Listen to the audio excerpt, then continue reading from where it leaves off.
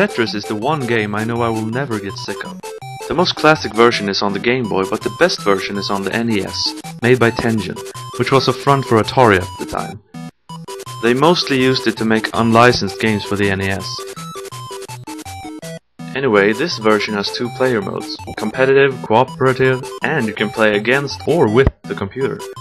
It has about as much modes as you'd want in a Tetris game. Tetris will never get old.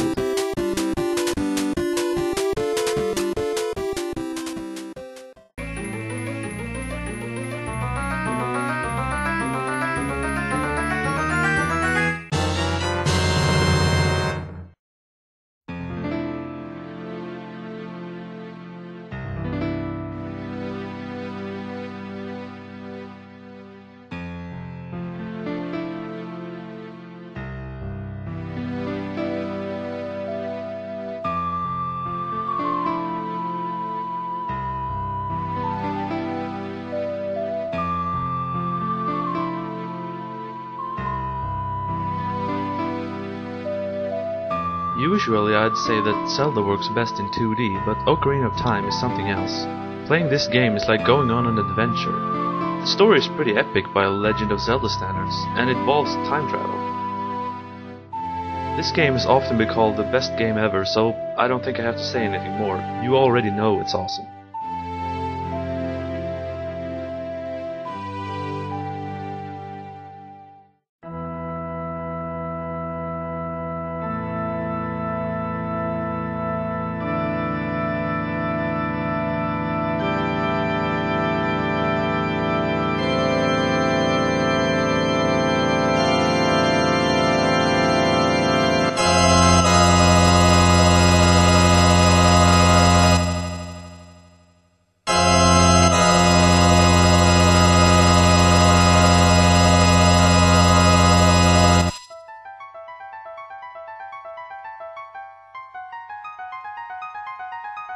I love the first 10 Final Fantasy games, but Final Fantasy VI is the best.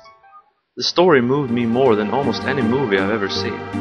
Through the course of the game I really got to know the characters, and all of the important ones progressed through the game. A lot of themes are dealt with here, and to me it felt a lot more genuine than other game stories. The music is incredibly good. Most of it is done in a classical style like Mozart and Beethoven, and sounds very good, like an orchestra in your Super Nintendo. The gameplay is great too as far as RPGs go. The Esper system makes it so all characters can learn every spell, and relics add a lot to the customization. I remember this game with warm feelings and continue to hope for a DS version in 3D, which would be very interesting.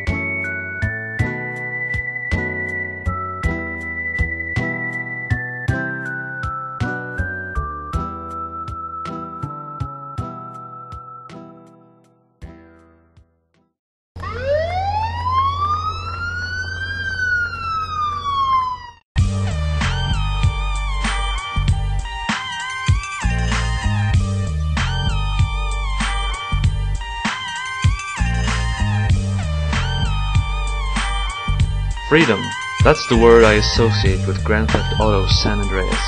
It's a huge, lifelike playground of destruction, without mercenaries.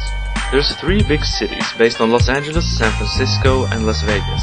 There are small towns, forests, deserts, beaches, hills, a mountain.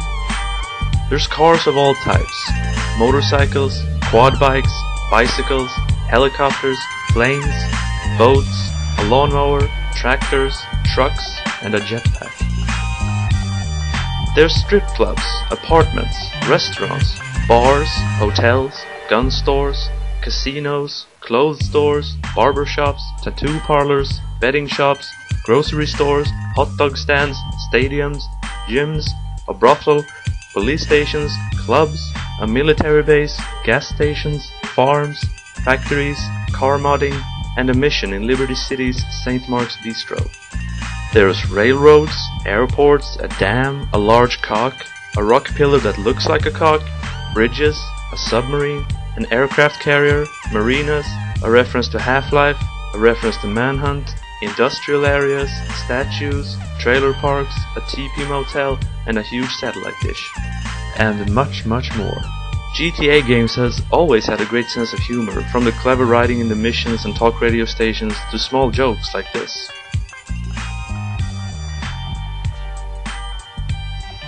This game is great for the imagination too. I like how I can reenact movies like Smokey and the Band. He's bound and down, loaded up and trucking. Are we gonna do what they say can be done? And National Lampoon's Vacation.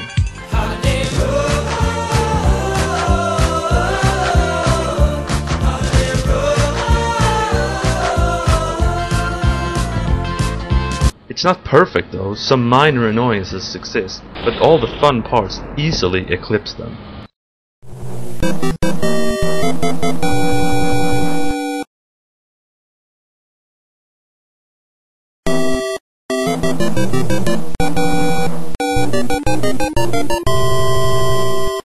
When I got my NES Christmas 1991 bundled with Super Mario Bros. 3, my gaming life started. Super Mario Bros. 3 is just plain fun. Everything is great. The graphics, the music, the power-ups, the challenge, the control, the level design, the fun minigames and the secrets. To me this game symbolizes what makes games fun. Flying for the first time, transforming and exploring worlds. It's fantasy that you can control. It's really empowering, and to me that's why games is the superior medium of entertainment. I've tried to come up with negative things to say about this game, but I just can't come up with any. That's why this game is the best game ever.